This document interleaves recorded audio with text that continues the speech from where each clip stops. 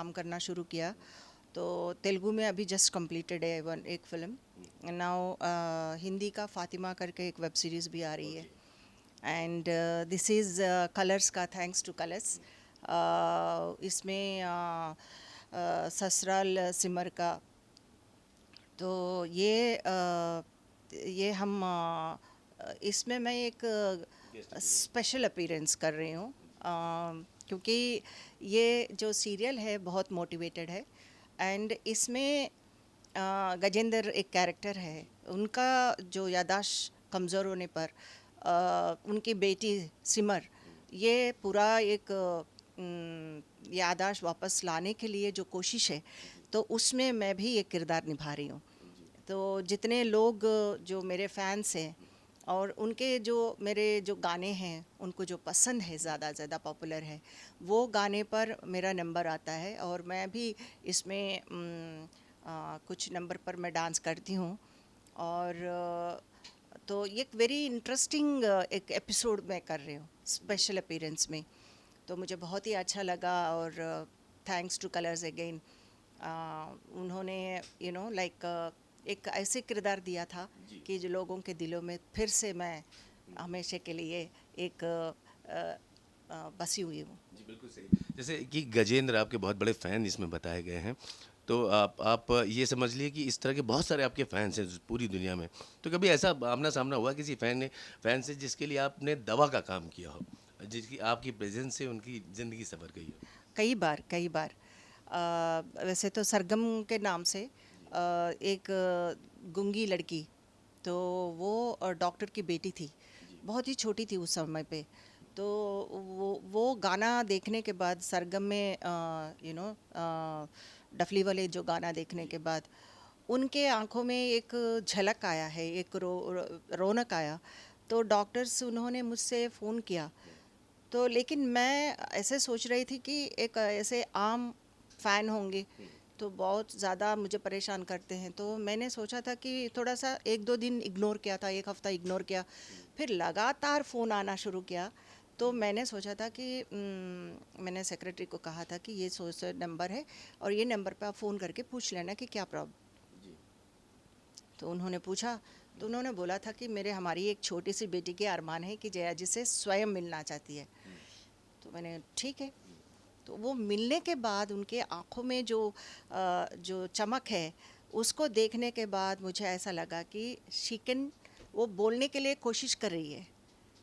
तब मैं हर हफ्ता उसके साथ मिलती थी। उसके बाद वो, हाँ, कोई कई हफ्ते जाने के बाद फिर मैं अपने बिज़ी में अपनी ज़िंदगी जी रही थी। Then she grown up. One day एक बॉम्बे में एयरपोर्ट में मैं जब लगेज के पास खड़ी थी, तो वो बेटी जो है वो बड़े होके and she got married, you know, and she was telling कि जया जी ऐसा, लाइक, तो ये कौन है, जया जी बोल रहे हैं, दीदी बोल रही है। तो मैंने पलट के देखा तो भाग भाग के आई वो लड़की। बोले कि देन शी एक्सप्लेन्ड एवरीथिंग कि पूरे से बात नहीं कर पाती है पर I could understand what she was telling. तो इस तरह का एक कैरेक्टर कैसे लोगों को इंस्पायर करती है, तो ये रियली एक स्फूर्तिदायक है। हालाँकि आप अभी भी एक्टिव हैं, तो कई लैंग्वेज की फ़िल्में करती हैं, लेकिन बॉलीवुड की अगर हम बात करें, हिंदी सिनेमा की बात करें, बहुत प्यार दिया है आपको। और बल्कि मैं ये कहूँगा कि जब आप फ़िल्में कर रही थीं, तो आप रूल कर रही थीं। तो वो जो दौर था, वो कितना आपको इंस्पायर करता है अभी तक काम करने के लिए? देखिए वो गोल्डन डेज है।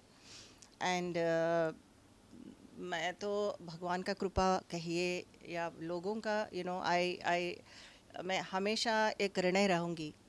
लोगों ने मुझे बहुत प्यार दिया। कितने इंडस्ट्री को मैंने धन्यवाद कहना चाहती हूँ, लोगों को धन्यवाद कहना चाहती हूँ, ऊपर वाले को धन्यवाद कहना चाहती हूँ, क्योंकि उन्होंने मेरे को इतना लंबा सफ़र जो है फिल्म जगत में मुझे दिया, खासतौर बॉलीवुड में।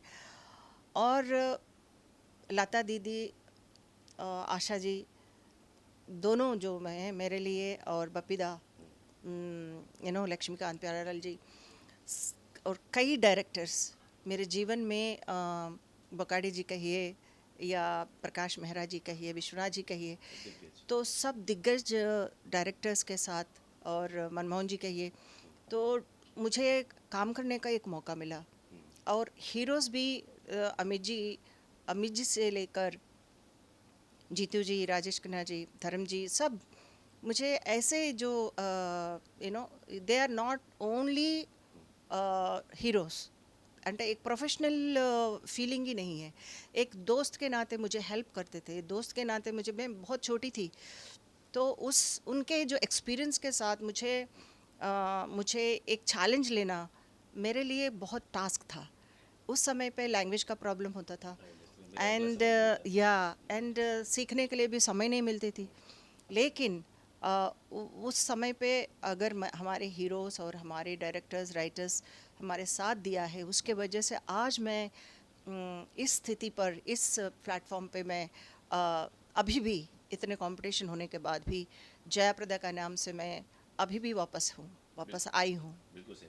जिन एक्टर्स के साथ आपने काम किया, जय अमित जी की बात कर लें, जीतू जी की बात कर लें, तो ये उस दौर में पूरी फ़िल्म को कैप्चर करते थे, इन्हीं के कंधों पे फ़िल्म जाती थी। लेकिन जब आपकी प्रेज़ेंस होती थी, तो आप उनका सारा जो क्रेडिट होता था, वो ग्लैमर के साथ आप लेके उड़ जाती थी। तो ये आप बताइए, ये करिश्मा इतना स्ट्रगल शुरुआत में लैंग्वेज को लेकर, लेकिन फिर भी हाथों हाथ लिया आपको यहाँ पर लोगों ने। इसलिए कि मैं तो होमवर्क बहुत करती हूँ घर पे। अभी भी मैं आज का जो डायलॉग्स होते हैं तो कम से कम मैं एक दो बार तो घर में पढ़ लेती हूँ, ताकि मुझे पता होनी चाहिए कि मैं किस मीटर पर मेरा कैरेक्टर है। तो थैंक्स टू एवरीवन, क्योंकि अमित जी ने बहुत कुछ सिखाया। तो उन्होंने मुझे एक्टिंग का जो डायलॉग्स का, मेरे साथ साथ अमित जी ये जो स्क्रिप्ट पकड़ के वो भी कहते थे कि आप डायलॉग ऐसा बोलो, he used to rectify all my language which is not, जहाँ पे भी इम्प्रॉपर होता था वहाँ पे रेक्टिफाई करते थे। जीतू जी तो लाइक मतलब every day I could see him years together, क्योंकि हर फिल्म में जीतू जी के सपोर्ट में मैं हीरोइन बनती थी, रहती थी। But it was a great combination, what I से इंडस्ट्री का एक जितना मुझे जो वरदान मिला है, I don't think so anybody can enjoy that. बिल्कुल सही कह रही हैं। हम यहाँ चाहते हैं कि आपके फैंस भी ज़ाहिर सी तौर है, जैसे बागबान फ़िल्म आई थी, तो हम चाहते हैं कि अमित जी के साथ या जीतू जी के साथ एक बार फिर से पेयरिंग हो, तो कुछ इस तरह के कॉन्सेप्ट आपके पास आए हैं या कुछ दिमाग में हैं आपके? देखिए, बागबान का कन्नड़ा वर्शन विष्णुवर्धन के साथ मैंने ही किया। या it was also super hit in Kannada and it was very lucky for me, क्योंकि जब बागबान बन रही थी, सॉरी टू से this, as a heroine Hema ji को तो मैं बहुत प्यार करती हूँ, लेकिन ऐसे मन में आता था कि ओ काश मैं भी इस तरह के रोल करती तो कितना अच्छा होता। तो लेकिन भगवान ने सुन लिया कि, एंड कन्नड़ा में they were doing in Kannada version, तो ई बंदना के नाम से विष्णुवर्धन के साथ किया मैंने। That was the second last Vishnuvardhan ji का। बेहतरीन शख्सियत रही है और सादगी, और अभी तक आपने उस चीज़ को मेंटेन किया है। काम को ही अपना धर्म माना है, तो जो प्यार मिलता है आपको समाज और फ़िल्म इंडस्ट्री की तरफ से, पूरी दुनिया की तरफ से, उसको आप कितना इम्पोर्टेंट मानती हैं अपने पूरे करियर में? देखिए, dedication is very important, sincerity is very important, talent is very very important. अगर टैलेंट नहीं है आपके पास, कई करोड़ों रुपए भी आपके साथ हो, लेकिन without talent nobody can help you. तो टैलेंट इज़ मस्ट। टैलेंट के साथ कृषि भी, हम लोगों के साथ जो साधना, तपस्या, ये सब जो है हमारे लिए बहुत ही इम्पॉर्टेंट है कि हर रोज़ ऐसे सोचना चाहिए कि you are only a student, still there is a learning process. हर कैरेक्टर पे लर्निंग का एक कैपेसिटी है। तो अभी भी मैं I am in the learning process, yes. आपके कंधे पे तो डबल बोझ है, एक तो अभिनय और राजनीति, दोनों को एक साथ ले चलना कितना मुश्किल है आपके लिए और कितना आसान भी है? बहुत मुश्किल है। इसमें तो एडवर्सिटी ज़्यादा है, क्योंकि फिल्म्स जब करते हैं तो सभी फैंस एकजुट हो जाते हैं, लेकिन जब you are choosing one party and politics, तो इसमें बंटवारा भी हो जाता है and industry also feel very insecure. But now I am one step little back for the politics. I'm concentrating now more in films and web series.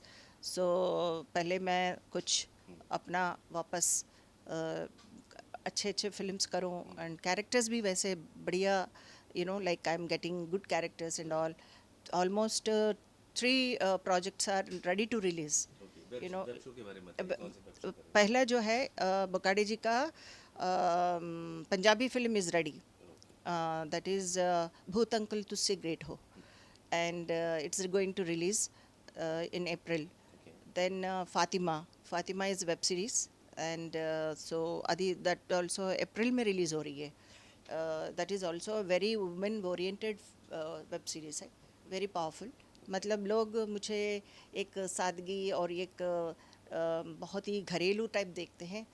After politics people नव generation has been changed, तो उनका जो सोच भी बदल गया. तो इसलिए मैं चाहती हूँ कि एक डिफरेंट बोल्ड महिलाओं के जो बात होती है, तो आज विमेंस डे सेलिब्रेशन हो रहा है, तो विमेन के लिए क्या उनके शक्ति को दिखाना है, या वुमेन ओरिएंटेड फिल्म्स में क्या मैसेज देना है, तो उस फिल्म्स के नाते हम भी कर रहे हैं. आपको नहीं लगता कि आप एक बेस्ट एग्जांपल हैं, एक अच्छी, एक मजबूत सशक्त मिसाल हैं वुमेन एम्पावरमेंट के लिए?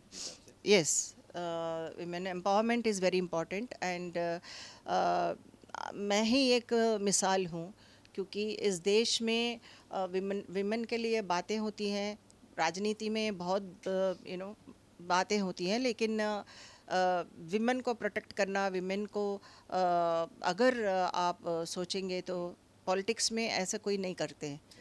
तो लेकिन मैं जिस पार्टी से हूँ, तो वहाँ पे बहुत कुछ मुझे प्रोटेक्शन मिला. चलिए, आखिरी सवाल आपसे करते हैं.